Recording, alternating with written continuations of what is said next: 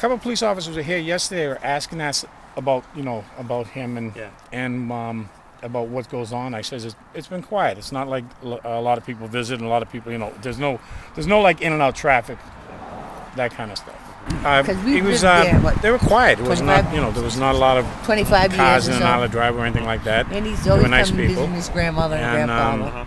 I knew the grandmother and the grandparents since we moved in. They were nice people too. He was always around since he was that big. Yeah, well, she was like, when we moved in, she was living there with her mother and father. But then after a while, she moved out. She had him. She was moved out, and they lived on their own. But they were, like my wife said, they'd always come over and visit with him and her. And a lot of times, Rita and Frank would take care of him as a child, I guess, when the mother was working. Our son RW he's adopted, and he's half Mexican, and there was never any problems between the next door neighbor and RW. I mean, they talked and everything. That's it. I've talked to him a few times. He's always been polite. He was a polite kid. He wasn't, he wasn't like anything, like angry or like that. Yeah, just the next door neighbor.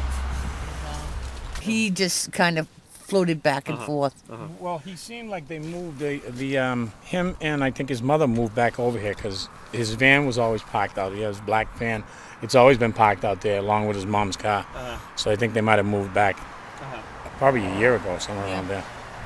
That's a sad story. There was nothing that I would see that would indicate anything, like anything going wrong with him.